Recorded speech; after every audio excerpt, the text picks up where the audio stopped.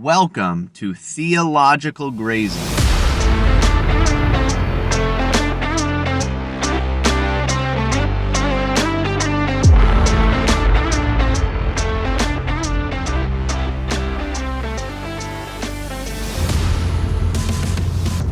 I'll just say I'm stealing this from Wendell Berry, and it's maybe something that I've thought before, I've had in my mind, but I just read it recently in Berry, so I don't want to be plagiarizing in any way, and I won't directly quote because I just don't remember the exacts of what Berry said. But in a chapter in The Unsettling of America by Wendell Berry, he deals with the problem of specialization. And when he's talking about specialization, he's talking about how, in the name of specialization was done to such an extent, in the modern world to free people up, right? To give people total freedom. And now, you can have a very specific role in the economy and in the world, and you don't have to worry about anything else. And so all you have to do is go to work, and then you come home and you can, kick back, turn on the TV, prepare food that's been prepared for you probably. And that's it. All you have to worry about is making money and entertaining yourself, Berry says. And that person that can do that, according to modern standards, that should be the happiest person in the world. All of your needs are, taken care of by experts. And you're an expert, and you're married probably to an expert in a certain field, and we're all experts in something, and we just have to take care of our little expertise, and then, everybody else takes care of everything else, and we don't have to worry about it. But Berry says this man in this system is very possibly the most unhappy man in history. The kind of person that's not engaged in the full life. I've talked about this before, just the idea of, soul-destroying work that is so limited in one particular area. And, some people are really made for that, but most people need some range, right? You need some range of things where you're engaging your mind and your body, and you're interacting with others, and you're working some on your own. And most people need a little bit of everything. They need a little bit of difference, not difference. People have bodies and intellects and emotions, and our work, what we're doing on a day-to-day basis, should in some way, I think, reflect that. But it doesn't in the modern kind of specialized industrial system.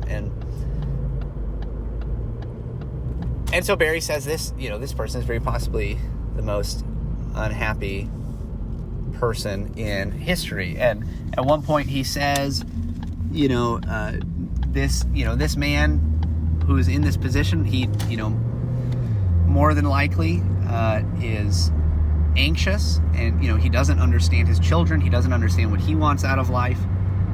He likely just feels like he's just kind of cruising along, and feels like he's probably unattractive, and he makes a lot of money, but he doesn't really know what the purpose of it all is. And he says he's anxious, and he takes his anxieties and he probably goes to a specialist, to an expert who, he talks to about his anxieties, and then that expert probably goes to another specialist to talk about his anxieties. And one of the things that Berry says then is, and I know you should just read the book. This, you're listening to this and you're probably like, what is he even talking about? But guess what? It's my podcast. I get to talk out loud about whatever I want. And you don't have to listen, although I like that you listen. Thank you. Thank you for listening.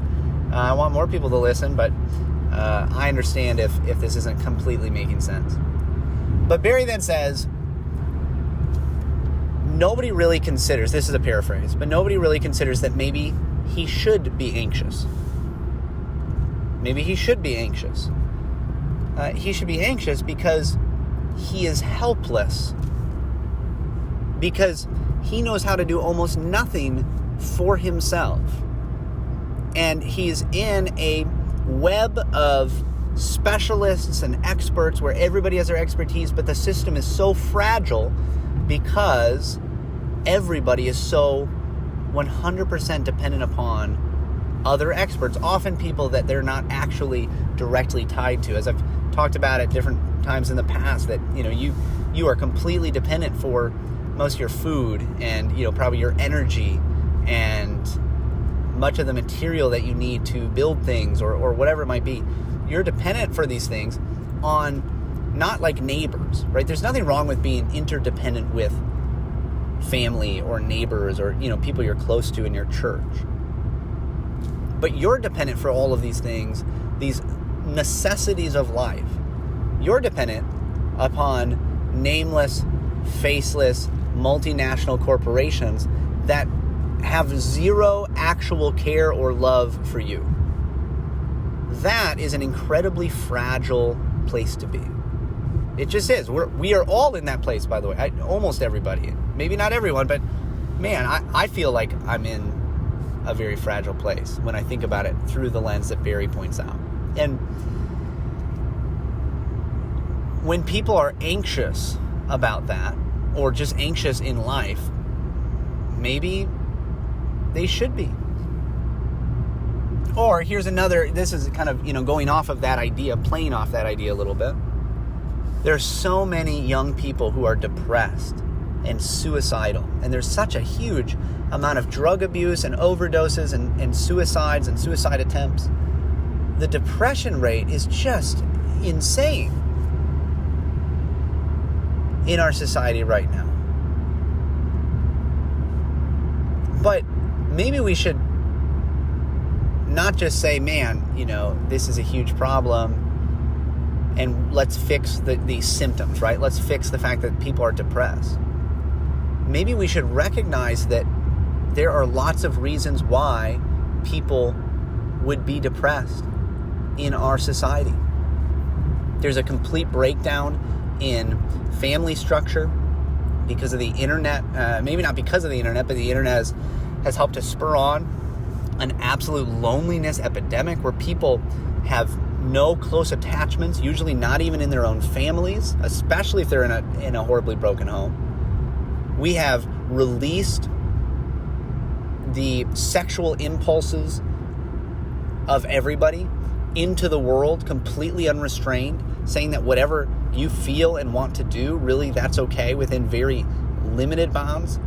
And it's totally fine to just sleep around and we've just assumed that that's just going to work out, right? That's not going to cause, and it has caused incredible chaos, incredible emotional destruction, family destruction, soul destruction. We teach kids, and by we, I'm not talking about me. I actively try not to do this. I actively try to teach against all this. But I do mean we as a society, we're a part of it. Even if you're a believer, you're a part of this too. But we've actively told kids for a long time that the world they live in is meaningless and purposeless, that they can come up with their own reality and their own belief system and their own ideas about what they should do and who they should be. In other words, we have put the weight of all of reality upon their backs. Right? You are God. Do whatever you want. Be whoever you want. And all the while, we've told them that there's no actual meaning and purpose in this world, that it came about as a cosmic accident, and it's going to end in a giant explosion of fire or in a slow cold that comes as the sun dies.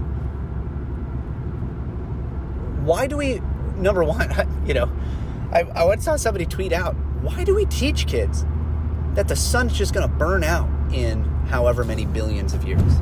Number one, I don't believe it. But number two, even if you believe it, it doesn't matter. Who cares?